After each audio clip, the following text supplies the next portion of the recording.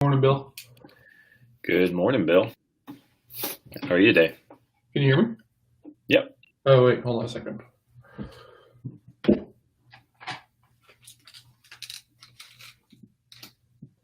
Yo, Yo, what's happening?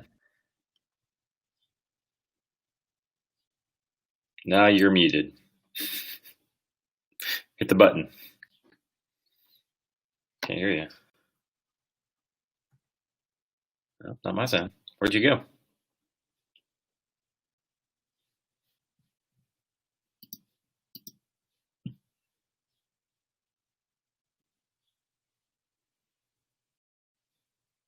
All right, John's coming back. Let's try that again.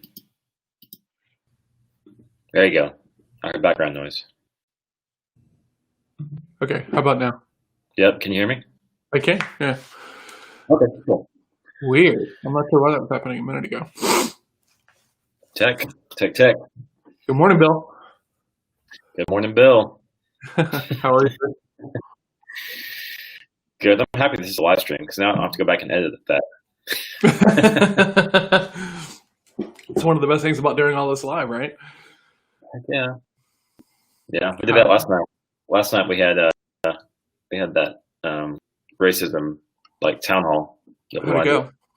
We're good. I think we're really good. I thought it was a cool conversation, and we had about 20 people there, so it was fun to be able to toss around some ideas with someone and not feel like there was going to be any judgment involved, and just ask questions you want to ask. And Yeah. so same thing. We popped on, it didn't work, and messed around for a minute, and then finally I just went over to Zoom and launched it from there. So Okay. yeah, but it worked out well. We're gonna do it again. Nice. How was yesterday other than the town hall? Well, good morning, Michelle. Good morning, Michelle. Other than that, it was good. It was good. I got a lot done, and I'm on pace for the week, and just locked in. I had my moment, like we talked about, if you were here yesterday, at about 2:15, where I just went and laid down in my bed, and I was like, man, I'm tired. And then my daughter came and jumped on me, and that solved that. So Yeah, that'll do it. yeah. How about you?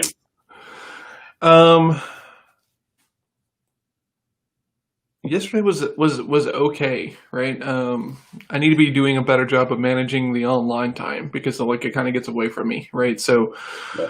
what happens is like in the chase of trying to get 5 chats a day, I end up spending a lot of time on Facebook and LinkedIn, which is not really all that great.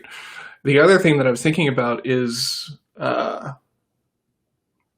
I've been doing all this stuff on Facebook. I don't know that like Facebook is like really my target demographic. You know, I think that it's people like up a level from the people that I'm being connected with on Facebook and stuff like this. So that's given me some ideas to think about as you know I'm trying to figure out where to spend my time and where to hang out. So Yeah. So tell me, just I think that's good observational data too. What about the people on Facebook has caused you to think you're not in the right spot? Title or attitude or what? I think that how do I say this? I think that I'm taking their marketing as interest in my service. Their marketing is Yeah. service. So unpack that. What do you mean? So essentially what that sounds to me like is that they're trying to market to me. So of course they're open to conversations about what I do. Yes. Kind of deal, you know, because like they're all trying to like sell me and I'm trying to have conversations with them. So it's this like rather interesting kind of collaborative deal when it's really easy to start thinking like, oh, this is all that's available. It's not all that's available. There's lots more out there. I mean, a ton more. I mean, just the segment of the population that isn't on Facebook is enough to make you a millionaire, right? So it's important to know that they might not be on Facebook or they might be someplace else, you know. But you know, there is some digital locale that your target market is hanging out at. You just have to find out where that is and go populate yourself. So maybe it's places like Reddit and stuff like this, right? To where it's like a little bit more like up a level because like I think that a lot of Redditors are up a level, maybe on the business side. I don't know. Okay. What are your thoughts on that? I think Reddit's a lot like Facebook. I think there are the type of people you want there, but I think it's such a casual place that people's guards up for selling, just like it That's is. fair. So Yeah. I definitely think the target could be there. Once again, if it's B2B, I still think LinkedIn's the place to start the conversation. I think you can bring them wherever you want. Yeah. You know, like I had mentioned, I think LinkedIn still looks extremely valuable for targeting. Just a matter of finding a way to get them to like your Facebook group so that you can roll conversations, right? Like transferring them. Yeah. So. What are your thoughts on LinkedIn groups? Are they still just like completely wasted? Gosh, no, they're just not there. They're just not there. They're. Here's the thing. I think that people don't go to LinkedIn to be in groups. I think people go to LinkedIn to look smart and get smarter. That's why I think LinkedIn Learning was so smart on like on LinkedIn's part, like as a product that they own, because people don't go to LinkedIn to hang out, right? They go there to get a nugget or to make a comment and to show themselves, show their face. Like it's a professional. Well, I think you've even put a metaphor on this before. Like LinkedIn is the cocktail party and Facebook's the backyard barbecue, right? Oh, cocktail I like that. Yeah, and I don't know if that's exactly what yours was, but that's just what I'm thinking off the top of the head. Because the cocktail party, you show up, you're dressed kind of nice, you grab one or two hors d'oeuvres, you have a drink, you stop in, and then you head off to the real party, right? Yeah. So get in there, be cocktaily, but you can still be entertaining at a cocktail party, right? You can be engaging, you can be compelling. You just can't like wheels off it and be like, bro, seriously, what's wrong with your business? It's like, yeah. I like that analogy a lot, but like, do you really think that like Facebook is the party? Well, there's so many parties now. Yeah, that's true. That's true. Yeah. What are your thoughts on? I'm changing topics just for a second because I'm curious. Like all these I call them LinkedIn wannabes. Alignable and Influence and all these other ones. Like, have you hopped on to like any of these other ones and had any success? No. I'm on all of them, but I'm not going to go to their playgrounds and play in their playgrounds just because. Why would I? I mean, there's so many other. There's an argument to be said. You could go to Alignable and own that space from a content standpoint. Like basically, you can own a topic there on their little, call it chat area or whatever they've got put together. There is an argument for that. I think you could own a couple of those spaces if you wanted to. So I mean, my answer would be test. But I have not had a lot of. I think those are ghost towns mostly. I think those are places people drop their profiles just in case people are there. Actually, I think they're better for search. Like you put a nice big full profile in there, and it's just another, place that Google can see what you do and align it with a keyword that makes sense. Yeah, some more of like a citation builder than it is an actual like networking platform. That's interesting. Yeah. Interesting. Yeah. So what do you got today? Well, I'll say to piggyback on yesterday, I figured out another little feature on Go High Level that it was really, really, really simple. It wasn't anything crazy. It's just I finally found a connector that I've been looking for that I had. Nice. So that's gonna let me to move forward some more today, which would be cool. And then I'm actually shooting quite a decent amount of video today over with James at Quirk. On a big lead generator we're putting together. Nice. That's called Grow Again. And it's about basically giving you some basic tips on how to grow your sales and marketing operations again by simplifying your plan and documenting. Because, you and I both know Michael Wilson. Mm-hmm. And, one of the big things that people, where they fall down is in operations because they don't have it documented. And right now, if you're like cutting cost and, you've lost half your staff and there's somebody who's running a platform that they're not even supposed to be running because they have to. Now's a perfect time to document the right way to do things so that next time around it's easier. So anyway, we're putting together a lead generator for that and shooting some video for those sections. So that'd be cool. I like That's awesome. Yeah. And then I've got, let's see, there's one piece. Oh, I've got a follow-up on a proposal. That proposal I sent yesterday, I heard back. So a little bit of negotiating going on. So we're doing some of that back and forth today. And there was one other thing.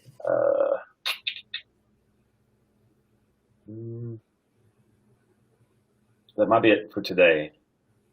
I've got some small blocking and tackling stuff, some small high level stuff. It's a boring week, except the video stuff today is actually the exciting stuff. The rest of it's just nice. Pushing stuff around. How about you? So Wednesday is always my big day, as far as like calls and meetings and coaching and everything else like this. So Okay. I have got this kind of funnel call that I've been going to on Wednesdays for a while. It's just free, and they just kind of give away some free advice, and then they all kind of make an offer, and super solid information actually. Mm-hmm. And then I've got my coaching session, and then I've got, what is this thing?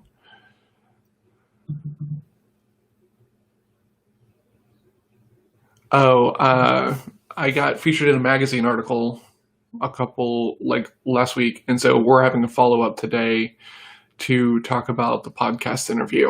So when I was talking about this last week, I was saying that I was waiting for the shoe to drop because, and so many of these they start to become pay to play, right? So $300 and we'll get you in here and stuff like that. So I'm expecting that to come up today in the conversation. We'll see if it actually happens or not.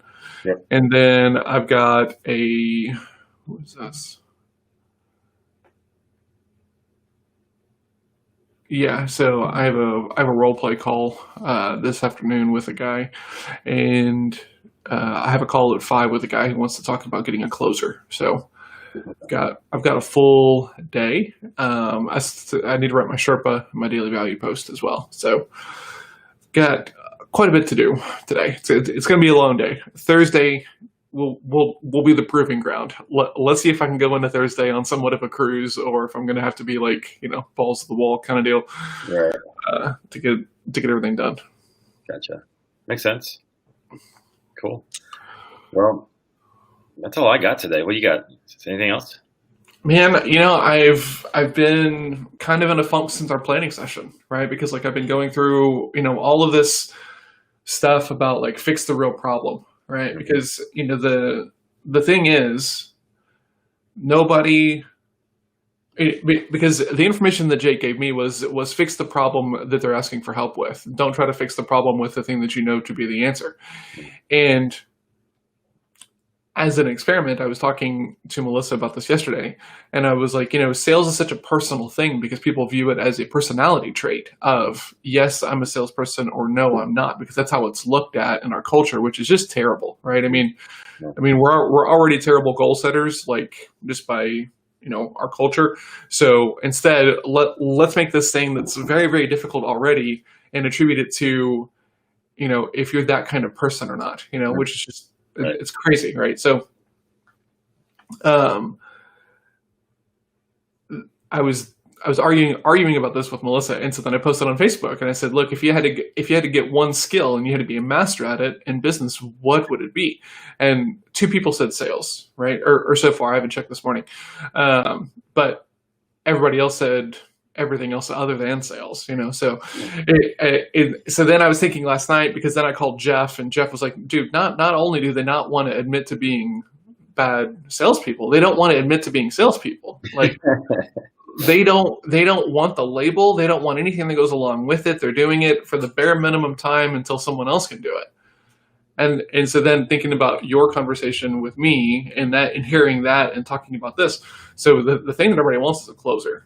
Right. So I think I'm just going to stay firmly in that groove. Right. And be like, look, and then I can back into all the other stuff, the process and everything else like this, because it's like, oh man, I want one of John's really awesome closers. Okay. Well, John's awesome closers, I can't talk today, are, backed by this process and this and this and this and everything else. So if you want the guarantee that goes along with it, which I guess I'll have to go build, we got to go through the whole program.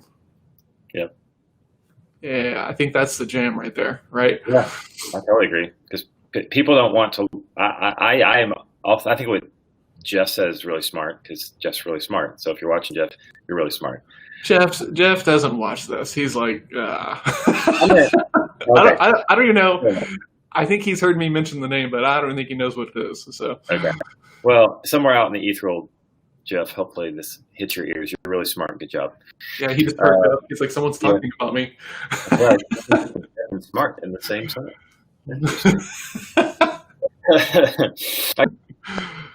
Interesting.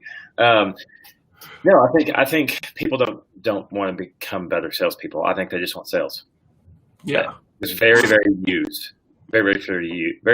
use the actual Yeah, exactly. Yeah. craft of selling. And so I think it's a perfect thought to back into teaching sales theory and practicum and all that stuff, right? Later, much later, meaning in the sales funnel, not later as in years, as in those are the primo people. That's what you like to talk to. What people want is bring me more sales. So it's like, okay, here's a guy or a girl, and they're going to bring you sales, and you owe me this much. Yeah. So it's definitely a sales pitch for sure. I mean, that's kind of like the very first thing. And then what I can do is I can put a crazy guarantee on my closers or close rate or something else like this, but be like, oh, well, to qualify for that guarantee, we've got to go through this process, right? Because it's kind of like the pay for performance in marketing, and then everyone's like really like ramped up, and then they reach out and they're like, well, there's still a setup fee because you don't have everything in place. It's like, yeah, okay, I mean, same rules apply, right? I mean, if you want a closer who's going to stay with you for a long time, even though you're not giving them any benefits and everything else like this, then they need to be hitting certain metrics and doing certain things and everything else like this. And it's a process to do it. So I can bring you, a closer, but there's certain requirements for me to do that. One of them is you got to have tracking in place. You got to have a process. You got to do all these things.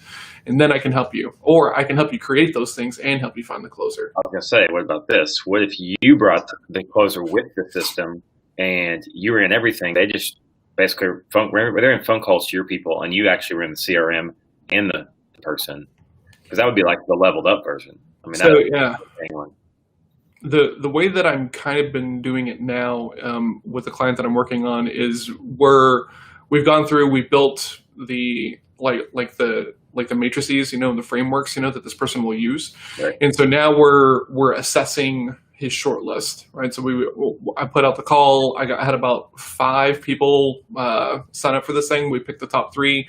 We're assessing them and assessing the owner around discs. That way we know how they communicate and how they think. Mm-hmm. And then after that, I will go in and I'll kind of grade the process around the shortcomings of this closer. So that way it's forcing them to grow.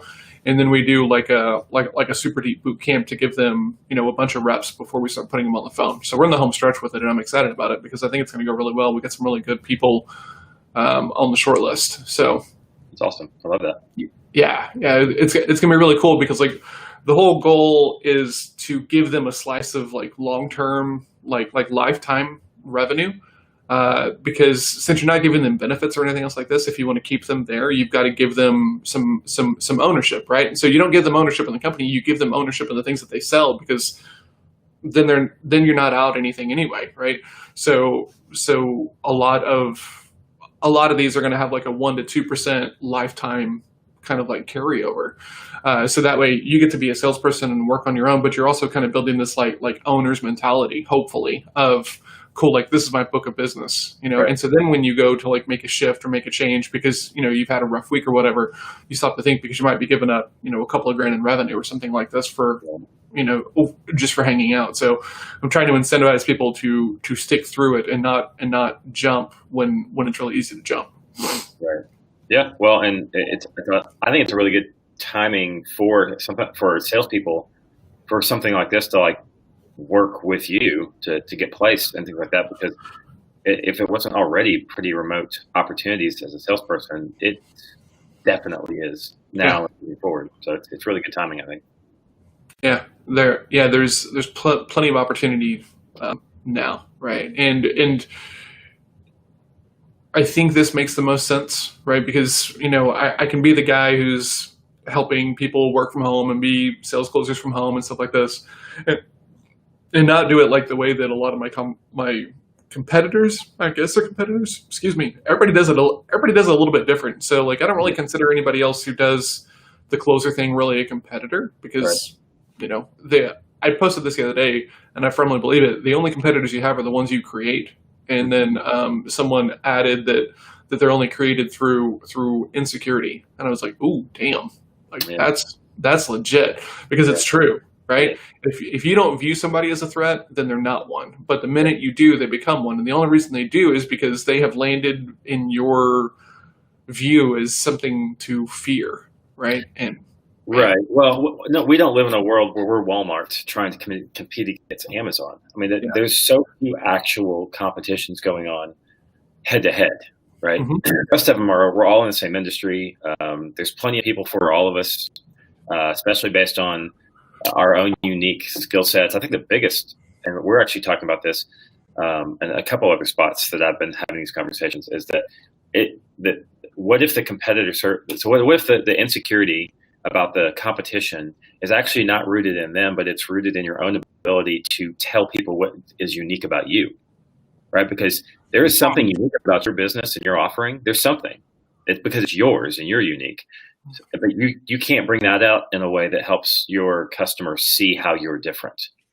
So if you can't differentiate yourself, you can't feel like you can't compete per se. I think there's several other ways insecurity into that too, but I think to that same point, right? Like, because Jeff and I were talking about this yesterday, right? There's this thing in sales, your elevator pitch or your 30-second commercial, right? And most people do these terribly because it's just like, oh, I've been around, I've had this company for so long, and this is who we help, and this is who I'm looking for, and like everybody's checked out, right? And you know that because at every networking group, they say their name and their company is the first thing they say, and then they say it again as the very last thing they say. Like, oh my God, goes all over me, right? Ooh. Instead, talk about some of the people that you help. And this is I did not come up with this. I learned this in Sandler, but when you can tell like little stories about the people that you help, it's going to resonate a lot better. Right. So, and these are kind of framing pain points, right? When you can do this really well, like Jake, the people that I talk to are really frustrated about, having to be a salesperson, even though they run their own company. They like being their own company, but they hate the selling of it. And there's going to be a lot of people who are like, yes, that's me, Yeah. So, when you can put your 30-second commercial around those kind of like mini stories, right, and use language that elicits emotion, right, you're going to get people to be like, oh, I want to hear more about that, because A, you're not challenging them directly, which is always going to be a no. Hey, Jake, would you like more leads? No, I'm good. Right? It's too easy to say no to that. So don't prompt it and don't challenge. But if you could go up to Jake and be like, Jake, a lot of people I talk to are frustrated because they're not getting enough leads in their business. They're not really sure like what the business looks like from month to month. Mm-hmm. Right? If Jake has had any exposure to any of that stuff, the frustration, the month to month, or the cash flow thing, he'll put his hand up. Oh, interesting. How do you help with that? Right. Different ways. I'm curious, how does that show up for you? Right. And then when you're doing your 30-second commercial, you need to have multiple of those pain points, right? Like my coach talks about having a pain survey, right? Which I really, really love, because when you go through and you write down all the pain points that you help everybody with, and then you get somebody on the phone, right? And they kind of know who you are. You've got a little bit of authority. You can be like, hey, is it okay? I'd like to go through the survey, and this is everything we've helped every other client do. And if this is applicable to you, then we can spend some time talking about it. But if you're not feeling any of these things, we should just end this conversation because there's not anything more to talk about. Does that sound okay? Right. And then you can literally just go through this survey of like the things that you help people with, right? And be like, hey, on a scale of 1 to 5, what are your thoughts on this? Well, 3. Okay, why 3? And then each one is going to be a little bitty pain conversation, right? And the trick to having good sales, right, is a little bit like good marketing, right? How good's your hook? How good's your headline, right? Because your pain statements are your hooks in selling, right? So if I show up and I say, hey, Jake, how's sales? Right. And Jake throws his wall up. Right. Then OK, it's like instead of that, hey, Jake, a lot of people I talk to are frustrated because of how much time and follow up it takes to close any one deal. They can't blueprint it. They can't figure it out. So they don't know how to budget for it. Mm-hmm. Right. Like if Jake has had any of that stuff, he's going to be like, oh, other people have had these. So I can admit to it in front of the sales guy and not get sold because it seems like he's not going to just like launch all over me. So yeah, it's great. I love that survey particularly. Yeah, I wish it's like 100. Hey, can I get permission to talk about your pain?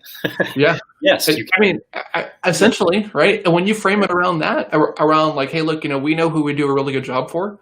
And so if it's okay, I'd like to ask you some of the questions that are recurring themes in the people that we help, because this is the best way to figure out if there's anything that you're, dealing with that we might be able to help with, because we can't help everybody.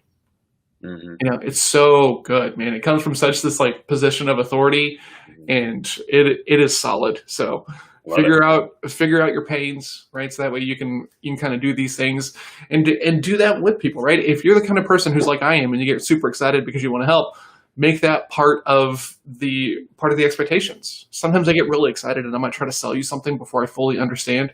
So to keep that from happening, I've created the survey. And this is the stuff that we hear most common that indicates that there's more to talk about. But if none of this stuff makes sense, we should just call it over. Does that sound okay? Yeah. Go do that.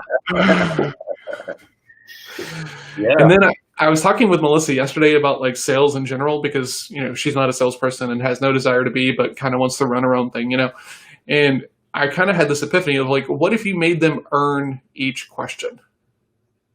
Right. Okay. Because like we get in our heads about the perception of sales and like, oh my God, I got to get a yes at the end. I got to ask this person for money and get a yes at the end of it. Oh God, I can't do it. So what if you didn't worry about that and you just worried about the first question, right? Of just like, do you have anything I can help with? Right. And that person's going to say, well, I don't know if you have anything I can help with or not. Okay, well, let me tell you the things that I help with. Blah, blah, blah, blah, blah. Right. I'm, salesperson, blah, blah, blah, all these things. Are you dealing with any of that stuff? Yeah. Okay. Which one?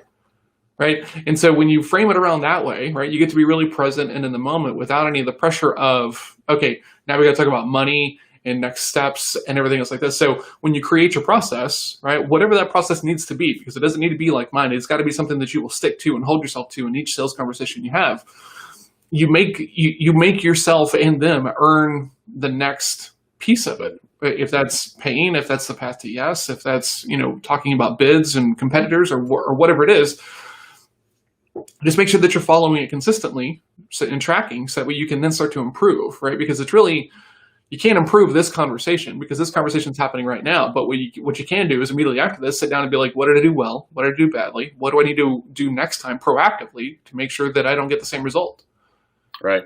And I think it's a cool thing to, if you're actually being present in the conversation and you're grading yourself afterwards, to not necessarily ask the question, what worked well, what didn't, what got me engagement, what got me head nods, what got me further interest in the conversation, right? Because you'll start seeing patterns in the conversations versus the good, bad. It's almost like you have this objective, like, yeah, that's fair. Yeah. It's a game of tennis, right? Don't bring judgment. Just go, what got them to lean forward? That's fair. Right now. The other thing that a sales mentor once told me is pretend like you can't close on this call. That's every sales call, pretend like you don't get to close so that you are asking questions that are gathering information that will allow you to be the most helpful you can in that call or that meeting. And then he said what happened a lot of times is people will ask you for business at the end versus you asking them, because you've been so focused on helping them in the moment with the problem and the solution. Now, he wasn't saying don't close, but he was like, there's just this mental barrier that you don't get to close this one. This is not one where you get to close. They have to close you. And you and I have talked about this, like make them whatever. But I love that in kind of harmony with that concept you said of, make them earn the next question, right? There's kind of almost like a shared concept there of we're not closing this thing until they have earned it, if they will. But kind of a different way is I don't get to close. This isn't a closing call. I need to solve something right now for them so that they trust me. And now I know exactly what to tell them next time. And the surprise at the end, okay, let's close. So I had a coach, was it a coach? Or it might have just been at a conference, but this guy was talking about try to solve their problem with every other option that you can think of. So that way, when they shoot down those other options, the only thing left is you. Mm. And I really like that, right? Yeah. Because especially if you're and honestly, I've kind of developed a method for that some people use to sell in that thing, right? Because like if they're leaning towards I'm not sure, I'm just going to keep like doing it myself. Okay, man, how do you not just keep doing this yourself, right? And you're kind of feeling that out, right? You're kind of feeling where they are, right? And then kind of like heading that off at the pass. Well, you probably just want to keep doing this yourself. Well, no, I don't. Okay, well, why wouldn't you? Right? Versus, if they're really like leaning and kind of being excited, then talk about the person who's uprange from you. Right? Right. So that way, like, hey, it sounds like you're really excited to talk to me. It sounds like you're already like pretty bought in. Why don't you go here? And then they'll say, well, because that's expensive or that's not an option or something else like that. Okay, why not? Right? Mm-hmm. And then you're going to get a lot more information about what's really going on. Mm-hmm. But I really like that idea because if you help them in like a lower cost way, you look like the rock star, right? Yeah. And you'll get referrals. That's what lead generators should do. I think that's what referrals should do. I think that's what on the marketing content side. I think there's a lot of cool stuff you can do that way to say, go try this, go try this, go try this, go try this. Then when you're ready, I'm here for the, done for you or whatever that looks like for you. But agreed. I think it's a great tactic. Awesome, man. So we've been not staying to formatting this week at all, but it's been good conversations. It has. And I actually have to get going so I can get out to the Jameses. So, all right, buddy. All right, man. Good to see you today. You too, as always, sir. Tomorrow's Thursday. Make every day Thursday. That's my work every day. All right. See you, Bill. All right, Bill.